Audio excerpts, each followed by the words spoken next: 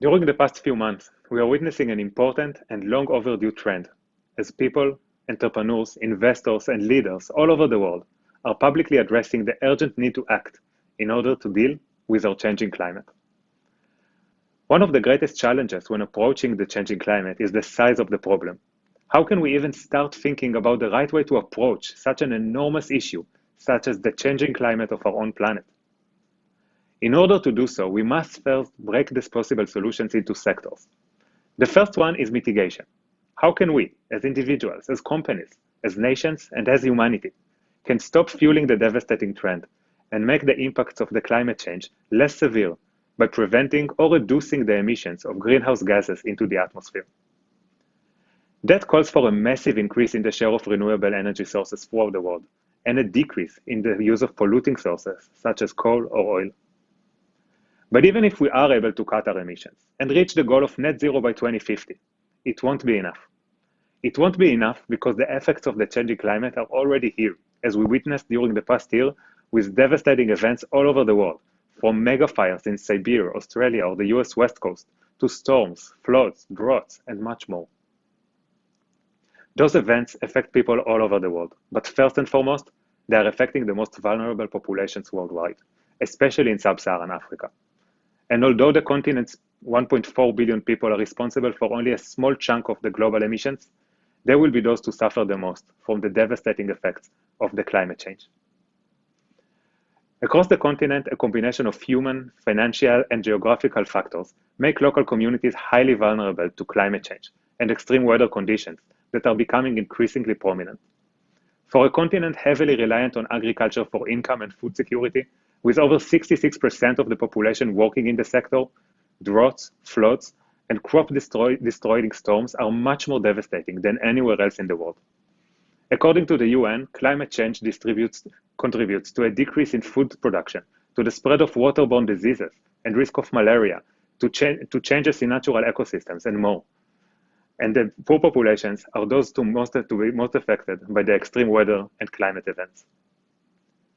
Now let's move to adaptation, focusing on anticipating the effects of the climate change and taking appropriate action to prevent or to minimize the damage. In recent years, off-grid solar solutions have been proved to have many impactful advantages. It is highly affordable, allowing families living in poverty to enjoy home electricity for the very first time. It is easy to deploy and to operate, making it highly scalable, even in the most remote and rural locations. And it utilizes Africa's most accessible resource, sunlight, which is 100% clean, safe, and sustainable. After connecting more than 1.5 million people to electricity, we saw its impact on people's lives firsthand. A year ago, we had a team in Rwanda that visited dozens of families, assessing the impact of solar systems on their lives. The results were absolutely astonishing and made one thing perfectly clear. Solar power enables us to both mitigate and to adapt to the changing climate at the same time and in the most affordable and sustainable manner possible. Let's start with mitigation. Families who have solar systems replace the combustible fuels they currently use for lighting purposes, especially kerosene, candles, and open fire. Now that may not sound like a lot, but with over 700 million people living without electricity today, using combustible fuels on a daily basis, the numbers accumulate. Today, every solar home system used is known to have the capability of providing the electricity needs of an entire home with 80% lower carbon emissions than fossil fuels.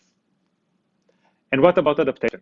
Solar solutions help entire communities to prepare for the vast effects of climate change by providing electricity access for the very first time. With electricity at home, children can study after dark, get a better education, and have more possibilities for future jobs. In our study, we found that 65% of the families reported more study time for the kids, and third, reported better grades since having the system.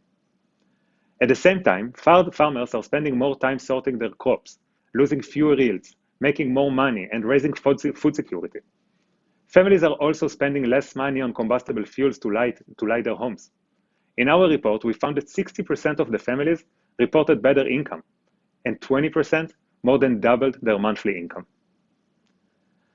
All these and more are helping get families out of poverty, providing them with higher income, helping them depend on more than agriculture, and allowing the opportunity to prosper alongside the ever-increasing floods, droughts, and storms.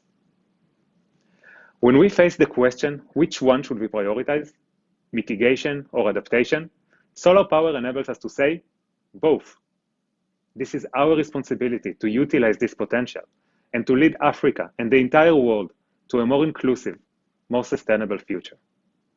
Thank you very much.